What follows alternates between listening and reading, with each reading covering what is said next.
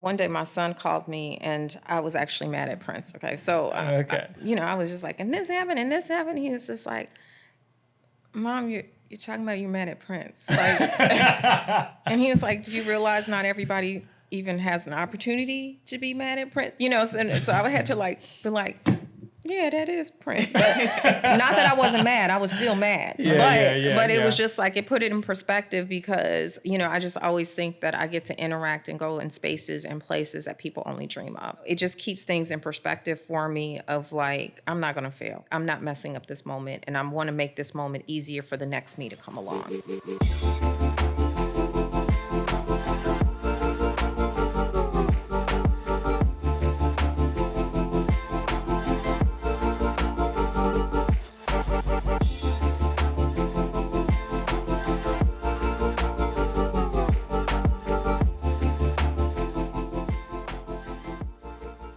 What's up, y'all? I'm JP. Hey, I'm Kara. I'm Joanes. And this is The Nugget, the show where we speak with talented and accomplished guests to learn the nuggets to their success, to inspire us to pursue our goals and our dreams. Today, we have the two-time Emmy-nominated event producer, marketer, CEO of Captivate Marketing Group, and the co-founder of Harlem Festival of Culture. Despite becoming a mother at a very young age, she persevered, becoming the mastermind behind some of the largest events in entertainment history, including Prince's record-breaking 2014 performance at Essence Festival, among others. Recognized by BizBash as one of the most influential event producers in the country, she's known for closing deals and curating amazing experiences with global brands like the Sundance Film Festival, BET, Apple Music, AdColor, and plenty more. Now, truth be told, the entire show could be a list of her accolades.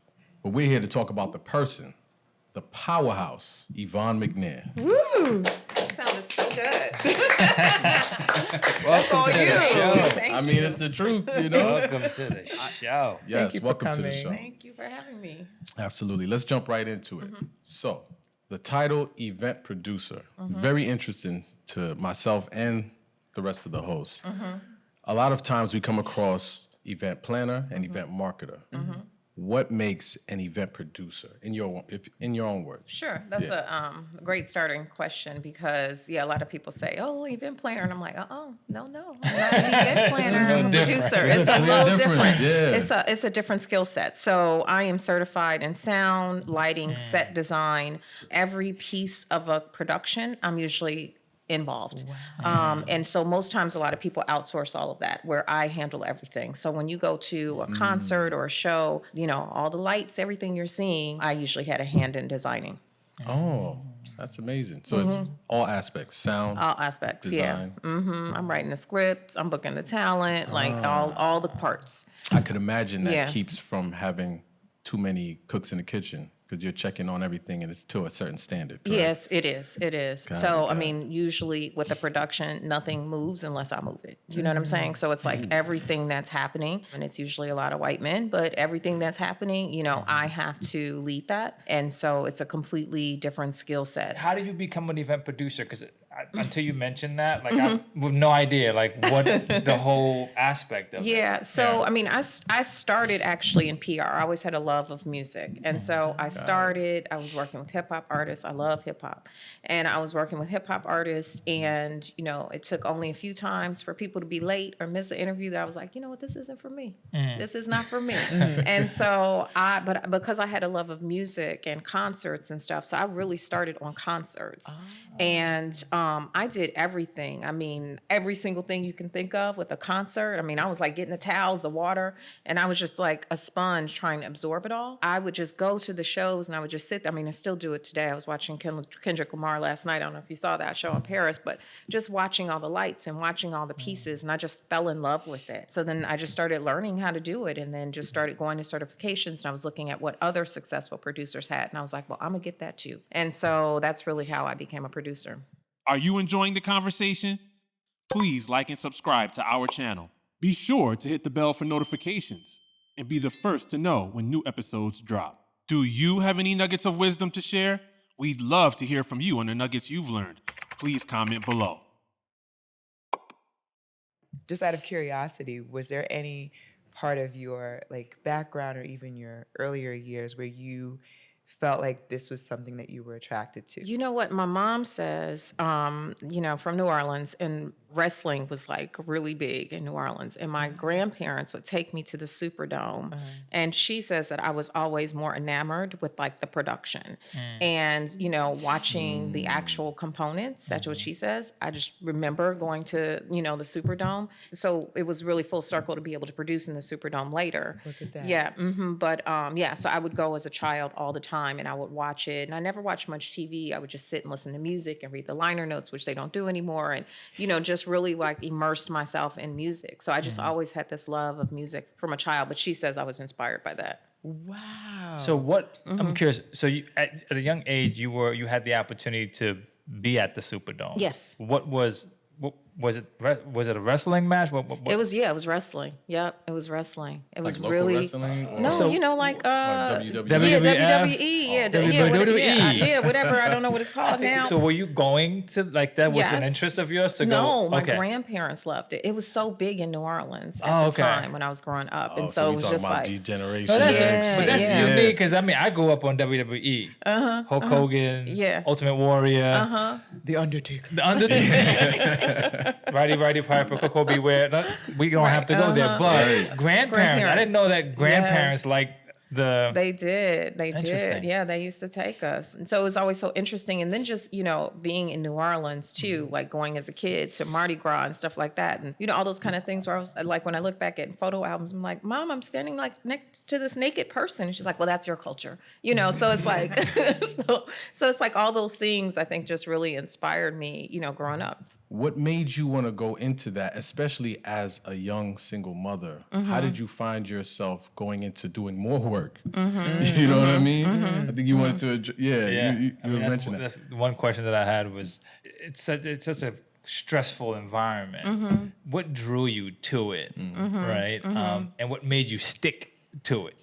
I think because even now I'll just kind of sit back at events and I really like to stay in the background and lay low and stuff like that. But I love to see people experiencing what I have put together. And I just did an event a couple weeks ago for Amazon. I did a screening for a show called Riches. So it was like an Afro Beats party and screening. And this guy came up to me after and said, I've been to several of your events and I wanted to thank you. And he was like, what I appreciate, it's like, it's done by someone who knows the culture, all the details. And that just made me feel so good because I was like, you get it. Because I think about all the details. I want you to have an experience from the moment you get there to the moment you leave. That's what keeps me with it. It's like you're at the table and you watching what people eat your food. I know. Yeah. But then it's also like Erykah Badu. I'm sensitive about it too. So I'm like, they over there really like it. Yeah. Exactly. But fortunately, people always do love it. So that's awesome. Do you have an audio podcast? Are you looking to grow your audience by expanding into video? Partner with Prosper Digital TV, a virtual and full-service video production company with a dedicated team ready to expand your podcast into video. Visit www.prosperdigital.tv or call 718-622-0062 to get started today. In this day and age of, social media, those if you know moments count even more because when people start spreading those, you don't have to say anything. Right. Anyone from the production doesn't have to say anything. The marketing person doesn't have to say anything. You let the people do it. I do. Because you drop those little... I do. And that's another thing I love to see. There was, obviously you mentioned Prince, and after Prince passed away, I loved that people were posting from that show and talking about they'll never forget that moment. And, they didn't know, that I had produced it or anything like that, but it brought me so much joy to see, people posting the City Winery show. Just even looking at the reel on your website and seeing all those celebrities. I'm curious to know, because it wasn't always easy and you've had a tough journey. Sometimes when we're watching the product now, we don't know what it took. You gave birth at a young age. Can you talk about that journey? Absolutely. I think that when you have a child at a young age, people tend to write you off. They think that you're going to have a lot of kids or you're not going to finish school. And so many people wrote me off. And I always say, that's the worst thing you can do. That's ammunition that like motivates me to Because they don't know you're a wrestler. They don't know, right? Exactly. They don't know, right? So, so many people wrote me off. Even my parents, at a certain point were just like, what did you do? You made this mistake and all this other stuff. And I was like, no, I'm going to be okay. And, it was me and my son, his dad. We have a great relationship, but we were both young. So we didn't, know what we were doing and stuff. And I was just like, I'm going to stick with it. And, so I kept going to school. There were points when he was young where I was like, I was wearing the same dress and shoes every day. I would just put like a scarf or I put a jacket or, I would try and dress it up so people would think I was different, but I had no money. And I just kept pushing and kept, I was like, well, education is important. And so I just kept going and, ended up, getting 3 degrees when people thought I wouldn't get 1. And so, and then, getting all these certifications, I was just so motivated by people telling me I couldn't. And so that's why I never give up ever, and even now when I have challenges, I'm like, remember when you were walking around with those same shoes every day, so it's like, I still just, I push through. There's nothing that will stop me but me. So where did that idea that education was so important, where did that come from? I mean, my parents, my parents are educated, my sisters are educated. My grandmother taught herself to read and would write me letters so she could improve and, all that stuff. And so it was always like, go get your education. You know what I mean? But my parents were always like, you're going to be a doctor, you're going to be a lawyer. So they didn't get, that I had this creative side of me.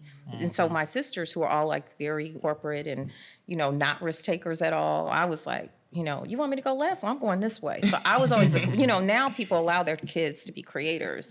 But, then it was kind of like, what is wrong with you? Something's wrong with you. So I was just always doing things differently. I always just was different, in how I operated and how I viewed things. How does that look for your relationship with your son as he's growing into his own and figuring out his path too? Well, I mean, I always say I'm the coolest mom ever because he does not say that to me at least. But, he's been on the road with me. He's been able to, meet lots of people.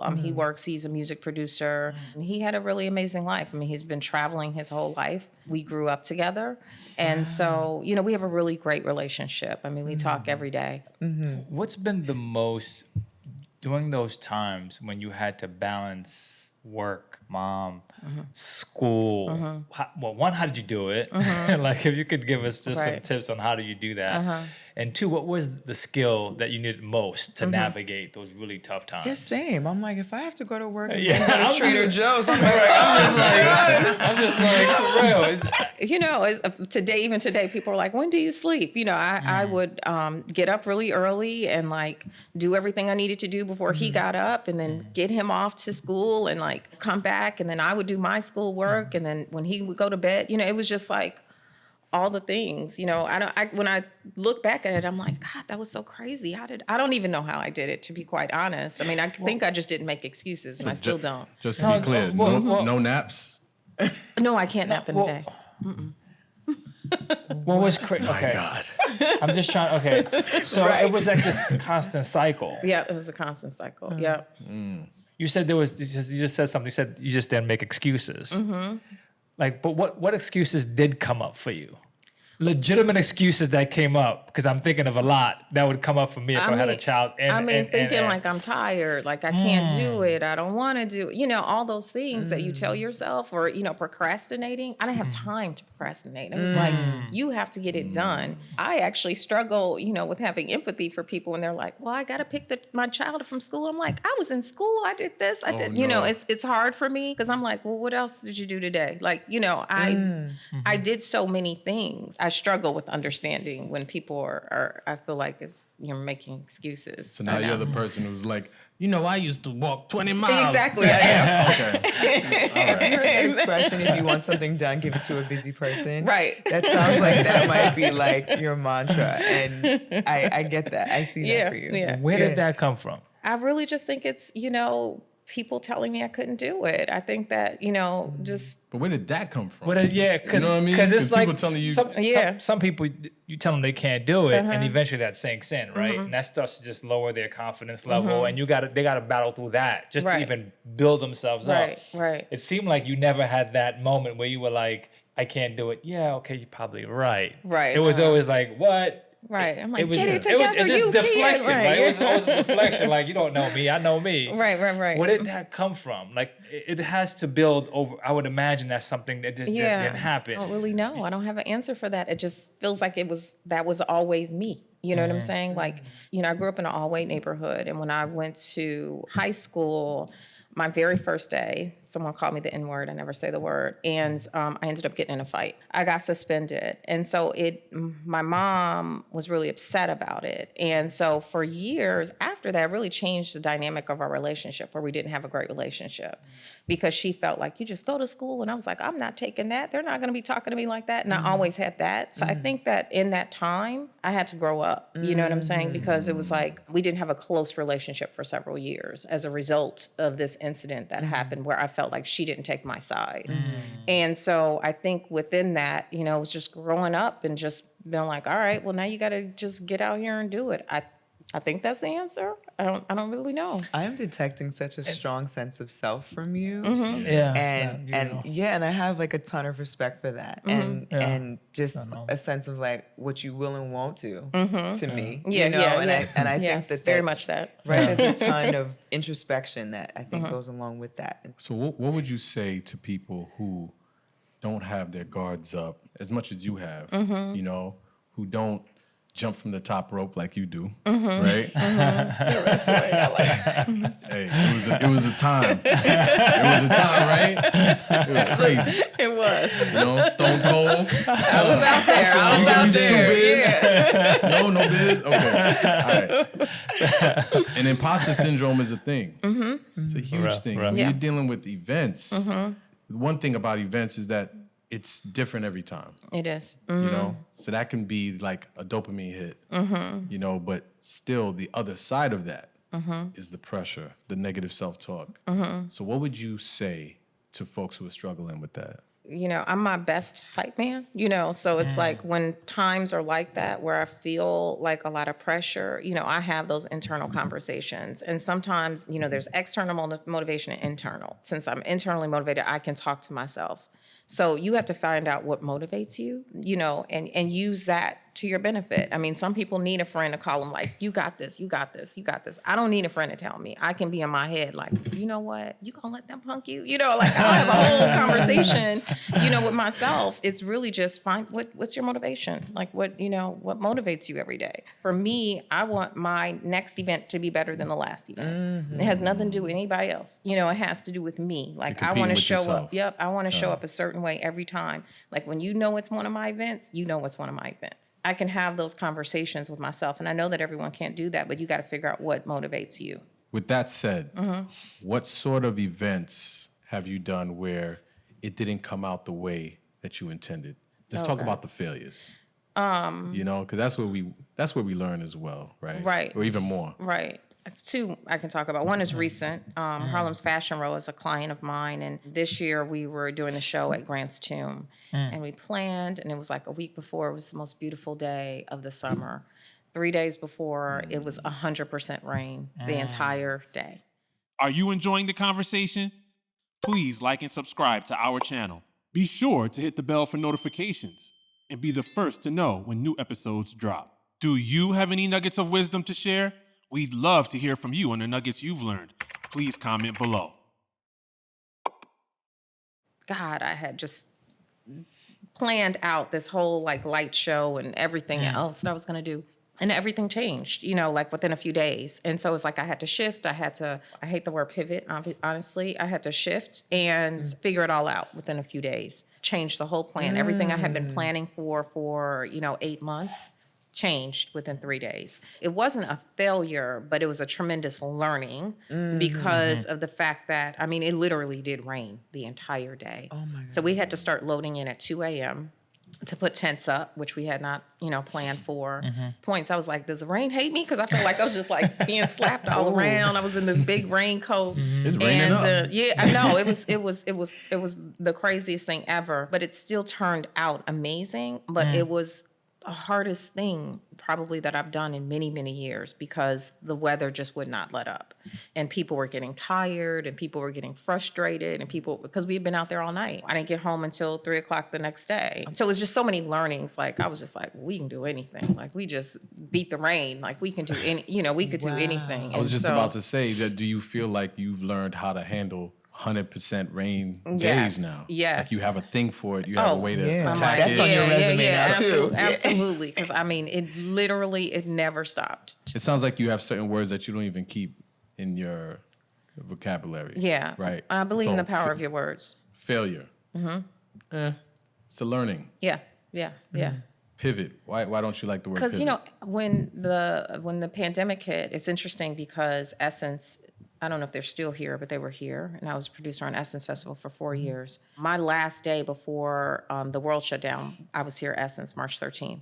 The 14th, we were supposed to announce my final headliner. I had booked Janet. I had booked Bruno Mars after working like 2 years on Bruno Mars. I was like so incredibly excited. And I had gotten back New Edition. I got New Edition back together. And so we were announcing New Edition on the very next day. By the time I left here, the NBA shut down, everything. And I was like, oh, it's over. Slowly, I started watching my calendar just go from, booked and busy to like, hello, anybody out there? It was like nothing. Every time you turned on the news, it was talking about all the event cancellations and all this other stuff. And in that, everyone kept saying like, well, you're just going to have to pivot. You have to pivot. And I was like, what does that mean? Am I now doing nails? Like, what does that mean? I was like, I don't know what that means. This is what I do. And so then everyone started saying, like, do events on Zoom. And I was like, Zoom is beneath me. Like, that's a meeting platform. You know what I mean? That's a meeting platform. So I took some time to like really figure it out, where people jumped in, and I was like, you know what, I'm gonna sit back. And I started learning like how to build websites and how to build event platforms and how to create content. Like the last festival that I did, we shot in empty venues. We shot, around the world, the performances. And I was like, how do we go from people being on the couch, doing those couch performances, to giving people a sense of, this is our reality now, but it still feels like we're at an actual concert. So with that virtual festival, that was the first time that anybody had done that. But like, like if you look, Patti LaBelle's performance, she did it in, the Philly, I think it was the Fillmore. And she even says like, I can't believe I'm performing, because she hadn't been, so it was like, I was like, I didn't pivot, I evolved, because I learned something different. I learned a new skill set. The events that I started producing during that time that were virtual or kind of a hybrid, started breaking records. And so then I became the go-to for that, because I started thinking of it differently, because I was thinking like, how do I make this feel as close to live as possible? So that included even more like certifications and knowing more about the tech. It did. Right. Yep, I did. I mean, people always like, you're a nerd, because I read a lot and stuff like that. I was just like, get out of here with that pivot. I'm evolving, like I'm learning different skills. That's different from a pivot. It's still my industry. And so that's why I don't use the word ever. You mentioned there was a second event. Okay. I won't. Yes, I will not. I won't say the client. I won't say the client. But I had produced an event which should have been a very easy event. But the problem was not my staff; it was the client staff, and sometimes that can be the biggest issue. And they dropped the ball every single step of the way, and it made us look bad, because then people were blaming production. And that's why sometimes like it's no, period. If you want to do something and I know that it's not going to work, it's just no, and so people will, be bothered by that. But it's like, if I say yes to this, then all these other things might change. The event just did not go off well.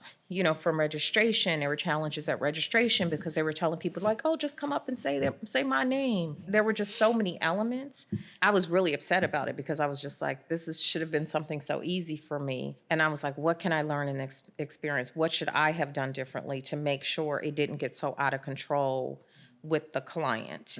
So again, not a failure, but it was a tremendous learning experience on how I have to stay firm. A lot of times people are like, we should do this.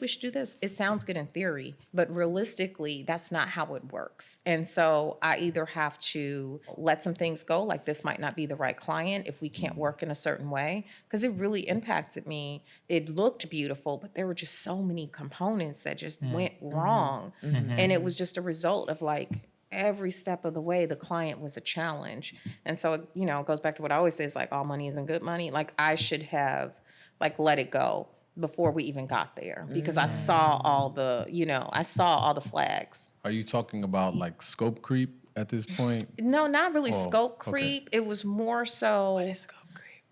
When people just add on, they keep adding on services that's not in your scope, right? Oh, okay. Yeah, no, it wasn't really scope creep. It was just like them dropping the ball on stuff that they were supposed to do. And so if it's something like, you know, I'm always just like, we both can't have the ball at the same time. And so if they were supposed to have the ball and they dropped it, but I'm over here and I'm not knowing you passing it to me, then the ball is just dropped, you know? And so it was just a lot of just elements that went really wrong. And that happened. That was last November. I was really like, you know what? I'm gonna have to make some shifts. I'm gonna remove a couple of clients that I don't feel serve me well. You know, I have a chalkboard wall in my office, and I wrote on there like collaboration, ownership, and partnership. I was like, that's kind of like my new theme. And so I wrote it, and I always speak it out loud because again, I believe in the power of your words. And a couple weeks after I wrote that on my board is when I got the call for, you know, Harlem Festival of Culture. If you don't know what that is, that's, you know, the Summer of Soul reimagined. If you saw the documentary, that festival in Harlem that took place in 1969. And they came to me about producing it. And I was like, I won't produce it. If you want me to be involved, I have to be an owner. And I also just felt like in my career, I kept building all these brands where I was like giving them ideas and they would like go sell my ideas for millions of dollars. And I'm like, where's my million? You know, so I just changed how I looked at everything and just set my intentions for the new year. And it was like, you know, a couple weeks later, you know, I got that call. So I'm now, you know, an owner in that festival. That's it. Just talking about the learnings, as JP mentioned, from Harlem Row to the recent one you just mentioned, it seems like you're sensitive to how things are taking place. You have this awareness as to when things are, when they're not working. How do you manage? Because we're dealing with events, like you mentioned, right? Some of it is under your control, some of it is not, right? And you have to kind of be in sync with everything that's happening. Right. And I was watching Woodstock. I was watching the documentary on the... Which happened the same time as Summer of Soul, same time. They never, like you mentioned that there was a shift. I won't use the word pivot because you just kind of dropped it. Nugget. I was like, we use pivot often, so maybe we'll shift and evolve up in here where we won't use pivot for a second here. But there were all these just signs that things were not working. And they just continued. When you've invested so much time, resource, energy, people into going in this direction, what is it in you that says, okay, I have to shift? You know what? I think that I have a book, I don't know if you readers that I love. It's called The Success Principles, and it's by Jack Canfield. And the very first page, it talks about like everything in your life that's wrong or right is because of you. And so I think so many times we have signs, we feel things, and we ignore it. And everything we do, you know, it's that little voice that's like, I don't know about this, but you're like, no, it's fine. And you keep moving. And it's like, I've learned to like start paying attention and listening and, you know, just really like just sitting with it. Like, is this going to serve me well? If it doesn't feel good to me, you know, it's okay to walk away because something else will come that will feel good. It's just really me, you know, now just making a conscious decision to pay attention, you know. So yeah, I definitely shifted from, you know, a few clients. Some of them were people dream about having those, you know, those events, but it just wasn't right for me. I released it and I haven't skipped a beat, you know what I'm saying? Because it's like all these new things have come, you know, to take its place. So you can't be afraid to move away for something. You know, you have to just be like, this isn't for me. Something else is going to come. I always say everything happens as it should. And it does. From what you shared about the decisions you've had to make so far, it sounds like the key is not just to acknowledge that something isn't right, but to follow through with that. Absolutely. Curious to just where that comes from because you know, it's almost like sometimes when you get bruised, right, you build a scab. Right. And if you get bruised again, you just build a scab. So you build tough skin. And that could be the same with making bad choices. Right. So you just make enough of them. You just kind of like, okay, that's no problem. You just ignore it. Yeah. How do you cultivate that sense, that sixth sense of like, it's not right. I'm not going to do it. And listening to your gut. You know, I think, I mean, as I said, I'm an avid reader. I read a lot. I hardly ever turn on the TV even still, and I read a lot. And so I just think I was like coaching myself through, you know, stuff that I read, a lot of motivational books, a lot of business books and stuff. I just felt like God kept putting lessons in my life when I wasn't listening. And it was like, why am I here again with this same situation? And I was like, well, maybe it's you. You know, you have to look at you. And sometimes it's really hard to look at yourself. And, you know, so I was just like, what's the common denominator in this? You know, if you keep having the same thing, what's the common denominator? Is you. So you have to make some shifts and you have to make some change because you can't change that, but you can change you. You know, I think that that's what's happened for me. And I have staff. So I was just like, I hope y'all gonna get paid, but I gotta get rid. You know, I was like, I gotta get rid of this. And you know, and the interesting thing is when I said that we were gonna move away from it, everybody was like, we agree. You know, they were like, it didn't feel good. It didn't feel good. I even got more than what I had. Just think it's such an important lesson. Like you just cannot be afraid. You know, and sometimes, you know. When was the first time you did that?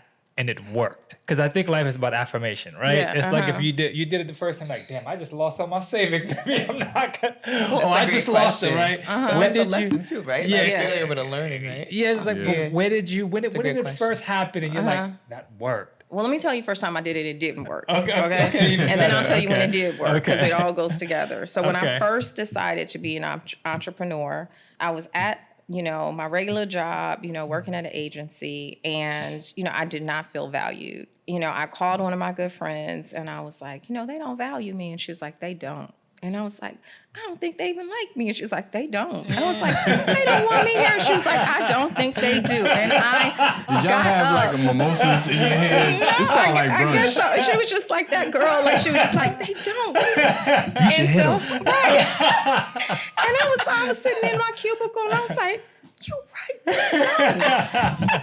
Let me tell you, I got up and I walked right out the door and I left that job. I left all my stuff and they sent it to me in a box. And by the time they sent it, I didn't have any money. And I was like, Wait, did she leave? she did not. She did not leave.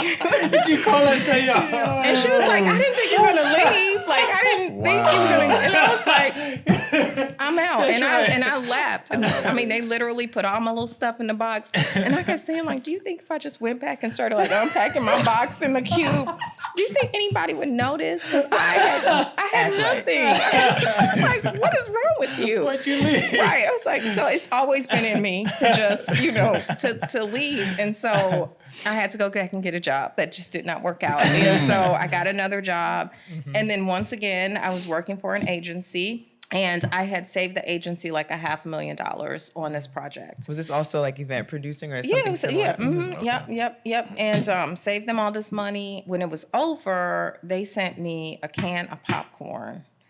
And I don't even eat popcorn. And so I was like, you know what? I gotta get up out of here again because they don't value me. But what I'm gonna do this time is start building clients. And so I started building clients and I started putting my little money to the side and then I left. So I did it the right way. So I don't recommend just walking out. But There's a trial there. It's just like, okay, how do we do this the right way? Yeah, but the second time, again, I was just like, they don't value me. And it was a great agency for somebody, but not for me. And I had to just say, you know what? I can't do it. So you were building clients as a side hustle? I started building clients. And because, you know, it's interesting because people kept saying like, well, do you do this on the side? You know, do you do that? And it was like, I kept hearing that. So I was like, well, yes, I do now. And so, I started building clients. And when I got to a place where I was comfortable enough to pay my bills, then I was like, I'm out. It wasn't comfortable enough to, you know, take trips. And, you know, I was able to maintain. I was able to maintain, and then I left, and that was it. Do you have an audio podcast? Are you looking to grow your audience by expanding into video? Partner with Prosper Digital TV, a virtual and full-service video production company with a dedicated team ready to expand your podcast into video. Visit www.prosperdigital.tv or call 718-622-0062 to get started today. Go over that line again. I wanted to write it down. You said what you keep on your wall is like a mantra. Collaborate, ownership. I have collaboration, ownership, and partnership. That is powerful. I'm taking notes, as I said to you. I'm a teacher. And what I'm wondering, too, is like, how do you manage your time and your stress. And I think you mentioned, of course, like saying no to certain things, choosing what you say yes to, setting your intentions, and some of the things I'm reading about multitasking say that that's not actually effective, right? That we should really zero in on one thing, get that done well, and then move on to the next. Yeah. How do you get that all done? How I get it all done is, I mean, I'm really good at time management. And I'm terrible at it, so I'm listening. Right. So how? You know, it's like, I know that I have X many hours of the day. You know, I'm very like structured in my routine. Like I roll out the bed and I work out. I work out every single day. I meditate, you know, every single day. Is that from your upbringing or? Well, you know, I was always a runner. Working out is like easy for me because I would always. No, I mean, as far as, you know, structure through your day and all that. I don't know. No, I mean, no, I don't know. No, I wasn't real structured in my house. Like, you know, get up, fold your bed, you know, make your bed and all that stuff. But I do that. I don't know where it came from, but I'm very structured in terms of how I start my morning. You know, I stopped taking emails because I used to like roll out the bed and get on the phone. I scroll on social media, you know, and I would look at emails. And then my day is like, okay, now I'm in email mode. Now I'm doing this. And so I was like, every day, you know, I want to work out every day. So before I do any of those things, I do my routine. So I feel like I take care of me first before I start running off and dealing with everything else. So I've learned that, so I always have that same level. But I mean, through exercise and meditation, it just helps me. Because even the days that are stressed, I'm like, you know what, let me just go for a run so I don't hurt you. I'm just gonna get out here and I'm gonna run, you know. I use things like that to you know, because it is stressful. So I don't body slam you. Right, exactly. So yeah, so I use that, but I do manage my time. And I was just telling somebody, you know, because they're like, how do you juggle all that? You went from this event that's like super corporate to this where it's like, you know, hip hop, like how do you manage? And I kind of feel like when I'm focused on one thing, I focus on that one thing because I'm like, I got to give this client the respect in this moment. I just know how much time I have in the day. I don't waste time. You know, I don't watch reality TV. I know people are like, did you see Real Housewives? I'm like, I can't fill my space with that because I can be making this deal over here. So I'm really careful about how I spend my time and who I spend my time with and, you know, what I'm doing within my time. And I think there's something I'm picking up, I guess. I really do try to clone myself and like, you know, figure out why you're on the floor, figure out what's that water running, call this parent back. And I'm trying to split myself. I'm hearing how intentional you are about saying like possibly like I can't take this call right now, and it just has to be okay with that other person. Where I can't really do that in my practice. I can't be like, I cannot help you with that lesson right now.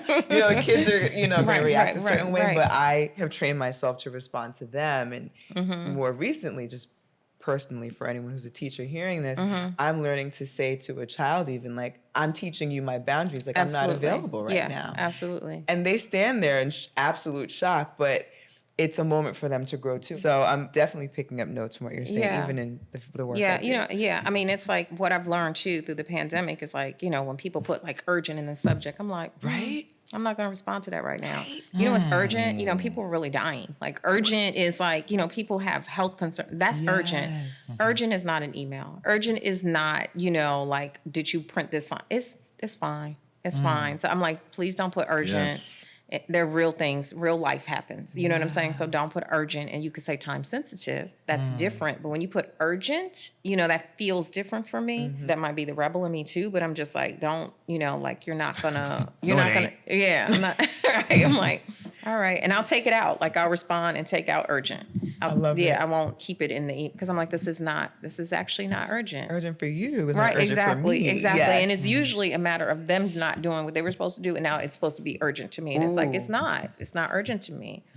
It's not, because I know how to manage my time. You know what I'm saying? So that's a you thing. Yeah, I hear it you. is. It is. Yeah. How do you train your clients? It seems like you're training your clients on how to communicate with you and how to respect your time. Right. You know, with our clients and the company we run is video production. Yeah. And it's like, you know, clients just think they need it today. It's done, especially fourth quarter. Right. But how do you train them to respect your time and to understand and have a commonality in communication? Well, first, I had to respect my time. You know what I'm saying? Because what I was doing, and my strategic advisor for the festival is a gentleman by the name of Larry Miller. And Larry Miller, if you don't know him, you should know him. He actually started Jordan Brand with Michael Jordan and built it to a multi-billion-dollar company. He said, sometimes even if it's a yes, don't say yes right away.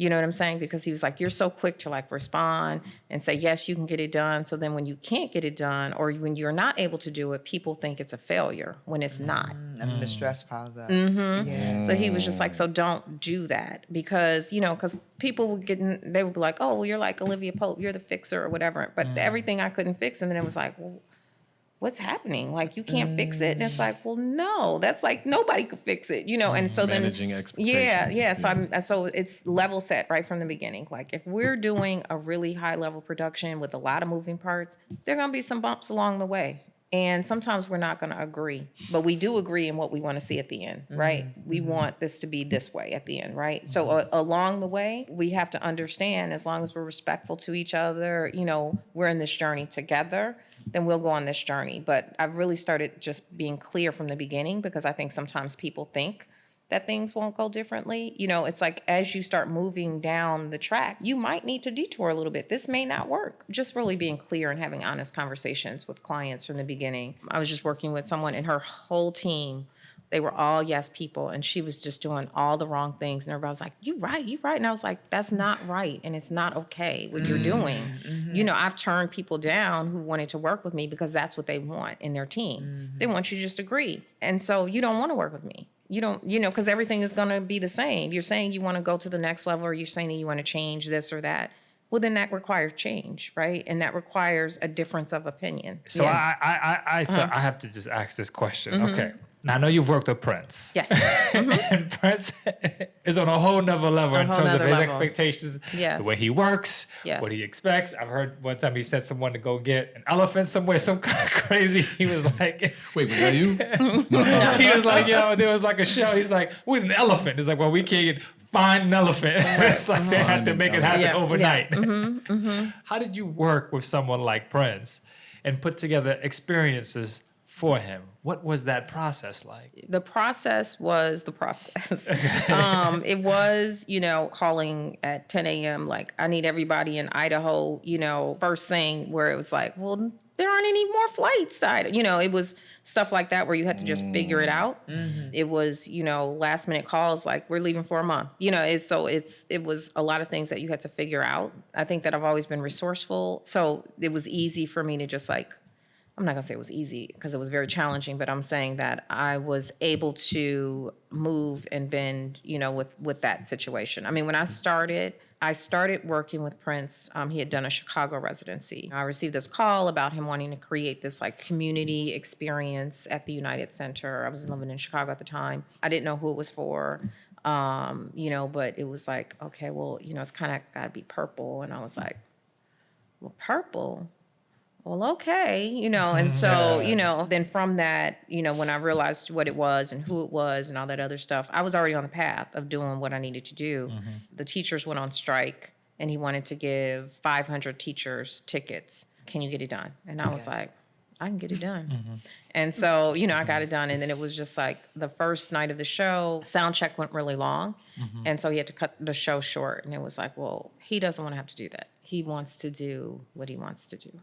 Where, in other, like New York, you can just do, stay open all night and stuff like that. So it was just like, I just was like making things happen. And then from that moment, I was gone. I just left Chicago. I just left. And I was just like on the road and I was just moving and I was just doing things and stuff like that. But again, it was, just a tremendous learning experience. And I did great work, with him. So it was a great time. I wanted to talk about the screening process. In a lot of professions, say real estate or even in events, how you screen your clients, partners, contractors, employees can make or break your business. Absolutely.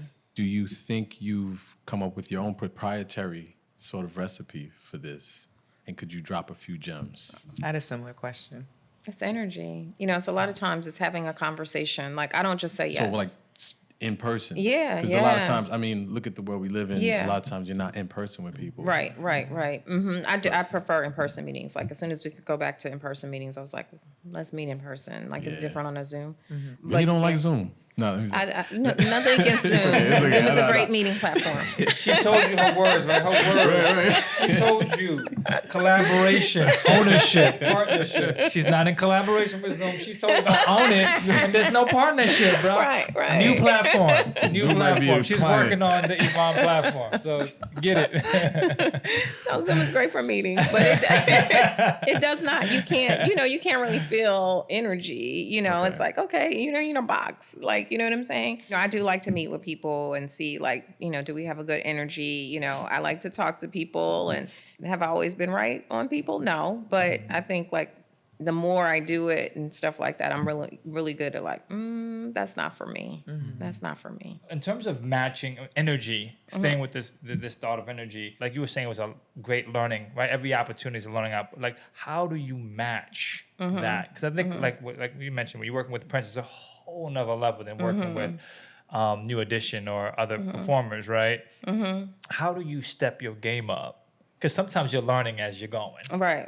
You're like, okay, how have you done it? And how do you continue to do it as the stakes get higher? You know what I tell myself every single time I get to a new position? Like, people used to always say, like, how'd you get to Prince? And I was like, well, I wasn't working with Leroy Jenkins before Prince. Like, I worked with some people before him, so I always feel like everything I've done has brought me to this point.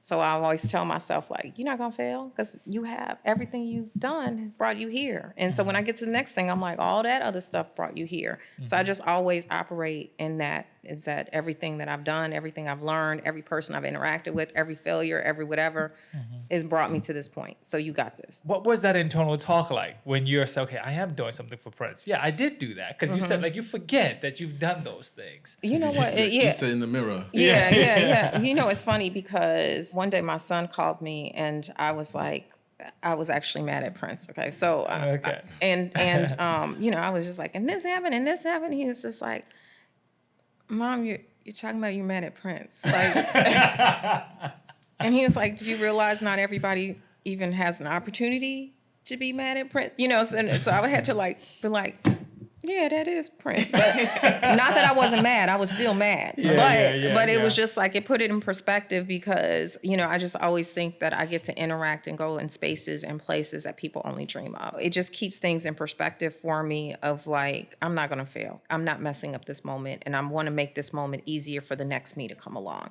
I wonder if you have like a Charlie Murphy, Hollywood true story with Prince. Like, do you have any... So. I do. And we were in LA. We had actually gone to LA to tape Arsenio Hall. I don't know if you would remember. He was on Arsenio Hall recently.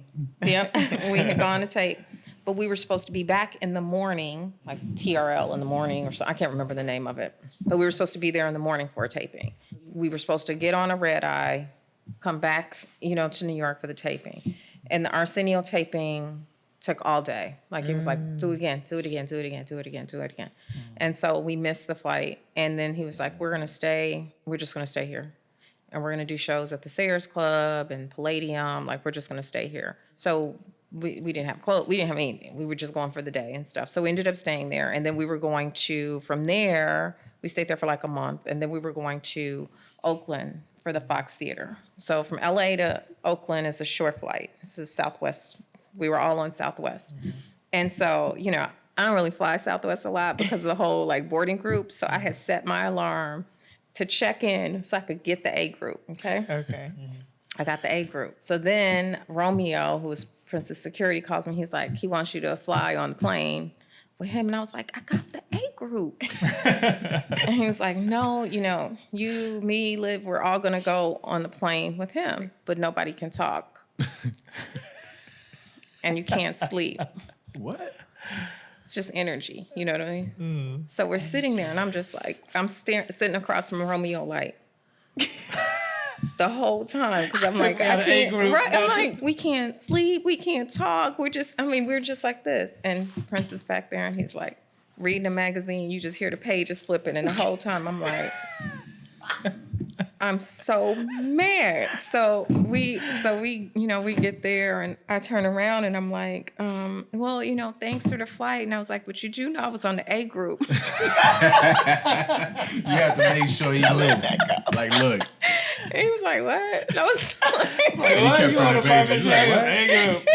This is the non-name group. This is like one. He didn't even know what the A group was. But I was like, I could have been on the A group talking or sleeping or something. And I'm so Talking in your sleep if you wanted. But it was just so funny to me because I remember when he looked up like, what? Like he didn't know. I was just like, oh. Are you enjoying the conversation?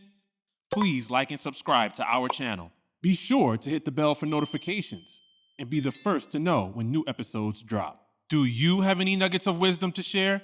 We'd love to hear from you on the nuggets you've learned. Please comment below. I'm curious to know, like, has there been another situation where you've been in where you had to either match someone else's energy or you had to get someone else to match yours? I mean, yeah. I mean, in terms of staff, like I talked about, it's always finding the right people that can match the energy. Because I can forget to eat. And I'll be like, oh, I'm not trying to make you not eat. I just forgot. It's like, I just go. I have to tell myself like not everyone's like you. I have to be more mindful. I'm work in progress of like, everybody is not going to match your energy. But if they come close, that's good. In terms of me having to match energy, Dougie Fresh, who's a close friend of mine, and we do a lot of work together. Like our running joke is like, what are you doing? Because he's like, I did 5 events and blah, blah, blah. And I'm like, you did? Well, guess what I did? I mean, like we go back and forth on like, who's doing what and pushing what. Because I think the last couple of days ago I texted him, he was like, yeah, I was sleeping. I was like, what? Sleeping out here? Like, okay. I must be going hard. I was like, okay, I'm going Why not hard. tell him that? I was like, I never sleep. I was like, right. Well, what's funny is like, because if I don't have an event or I don't have anything, I usually go to bed at like 10:30. I was out one night in Harlem. I'm walking around and this girl walks up and she was like, what are you doing out? It was like 11 o'clock. And I was like, what? And she was like, why are you out? It's like 11. And I was like, I don't understand. And she was like, I heard you go to bed at 10:30. And I was like, what? Who told you this? And she was like, I can't remember, but somebody said you go to bed at 10:30. And I was like, who's telling people in the street? Was it Doug?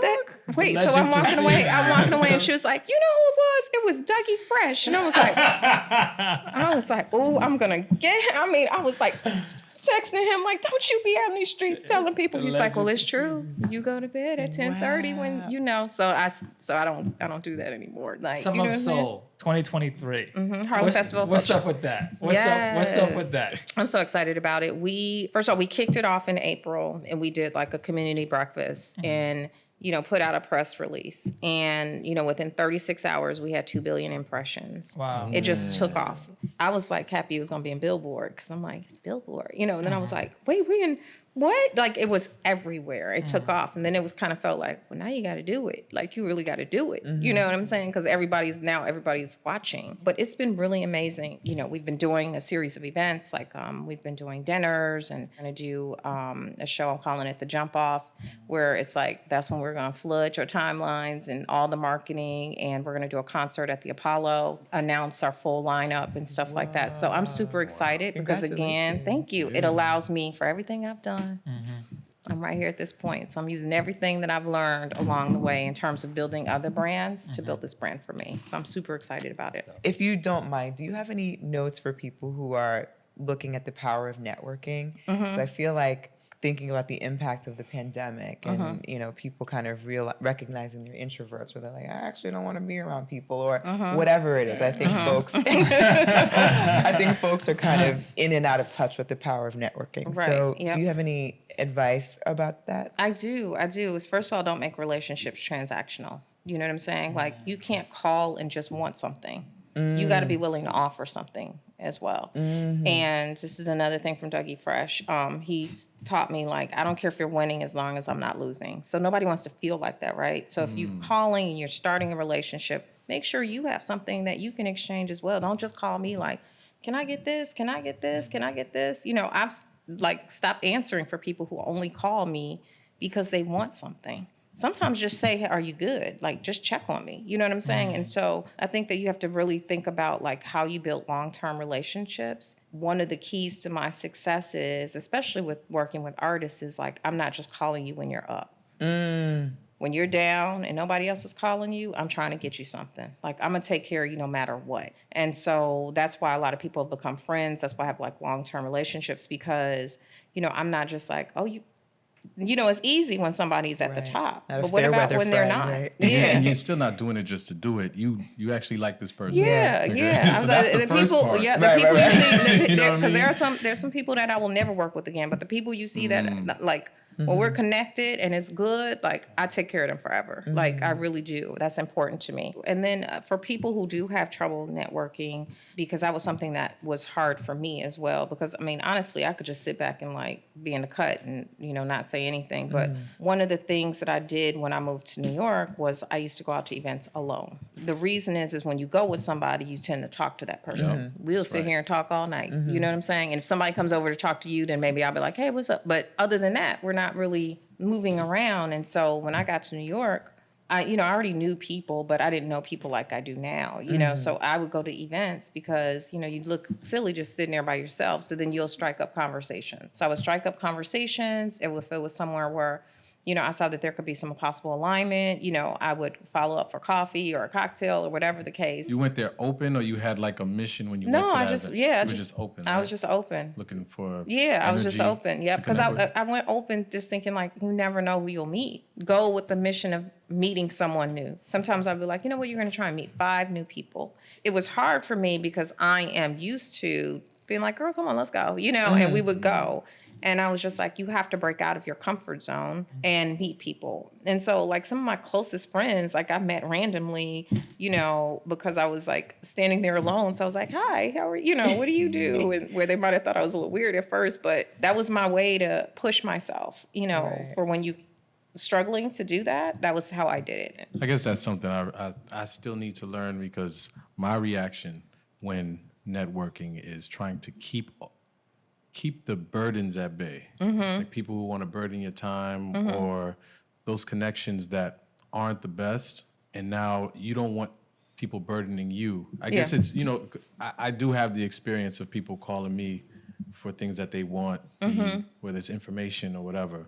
Right. And it can be real taxing. Yeah. And so trying to build that moat is very difficult. It is. So how did you navigate that? You get a feel for when people are not being genuine. You know what I'm saying? Or they're just trying to meet you because they want something. I had this person who actually, every time she called, she wanted something. And it was usually for me to like book talent for something that she did not have a budget for. You know, and it was just like, well, Get the hook up. Yeah. I was like, well, why would they even do that? That's like, if they can go get $1 million, why are they doing this for 5,000? Like, so she sent me this idea that had nothing to do with anything I would do. Like, why don't we partner on this? And I was like, well, that would not make sense for me. You know, that's not in alignment with what I would do.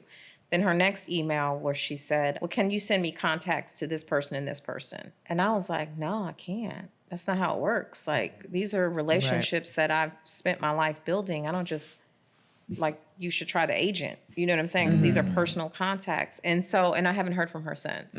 I'm fine if I know you're using me, right? It's when I don't know. And it's a surprise. You know what I'm saying? Where you think somebody's really your friend and then you come back and they really weren't. You know what I'm saying? But it's one thing if it's like, okay, I need this, and then let's figure out what They're can we... upfront about it. Like, like what can we do together? How can we work together? As opposed to you trying to pretend to be something you're not. That's when it's like, damn it, I shouldn't have let them in. You know, it's gonna happen. that feeling. Yeah, it's gonna happen. What's the toughest skill you've had to gain that's not part of your natural makeup?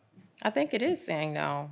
You know, I think at a point I didn't want to be termed as like, oh, you know, she's a bitch or she's this, because, you know, I think that when women say no in particular, I think it's harder than when men say no. yes. It is. Yes. And so I didn't want to be perceived that way. And I was like, well, you know, you're not that. So if that's what they think, that's what they think. But I had to learn to like be okay with people having their own perception, because I had to be firm, because I see, you know, because I've even tested it where I'll be like, you go say this and I'm going to go say this. You know what I'm saying? Let's see what happens. And it's like, oh, okay, cool. And then I go over there like, who does she think she is? You know what I'm saying? So it's like I had to be okay with understanding that sometimes that's the dynamic and there's nothing I can do about it. I just have to keep it moving because I know that that's not what I am. And did you have mentors throughout this process? And also, have you found yourself to be a mentor? Yes, to people I am a mentor to people. I'm part of Femin Forward. I don't know if you know that program. And so I do mentorship through there. And then just my goal is to teach, Black women production. Oftentimes, people will email like, oh, can I do this? Can I do this? Now, I will say that people fall off from that little training because, they don't want to be there at 2 a.m. and leave the next morning at 2 a.m. But at least it gave them the opportunity to see if it was for them. So, that's fine too. And then mentors, I've never had any like formal mentors, but I have people that don't even know that they're mentoring me because I watch what they do. I see people who I learn from, so I in my head, they're kind of mentoring me because I'm learning from them. And then Dougie Fresh tries to chime in. Oh, Dougie, yeah, no, but I think we mentor each other because we have a good, we have a good dialogue, and he knows I talk about him too. First of all, thank you so much, Thank Yvonne. you. This has been an absolute honor to meet you and to have you here at the Nugget. And you've dropped so many. I mean, we've been picking up all these gems. We have notes and everything about setting intentions and collaboration, ownership, partnership, the book you mentioned, shifting and evolution.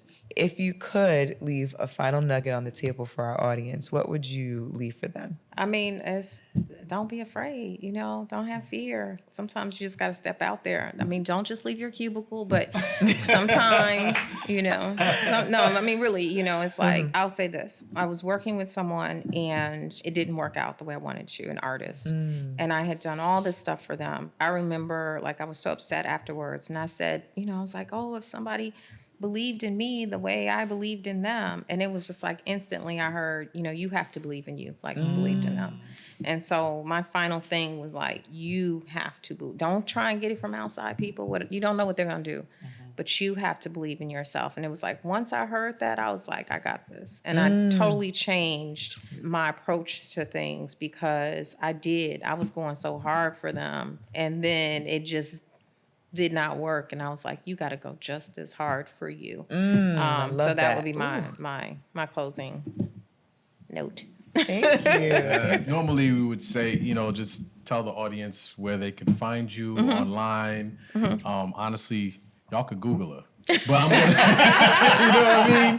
It's that we're on that kind of high level here, But for the record, you can offer where you would like people to follow you. Sure. Instagram is Yvonne McNair _CMG. And then everything else is Yvonne McNair, LinkedIn, Facebook. I really don't use Twitter, but Y McNair at Twitter. But that's how you can find me. Google her. All right. Hey. Thanks for watching.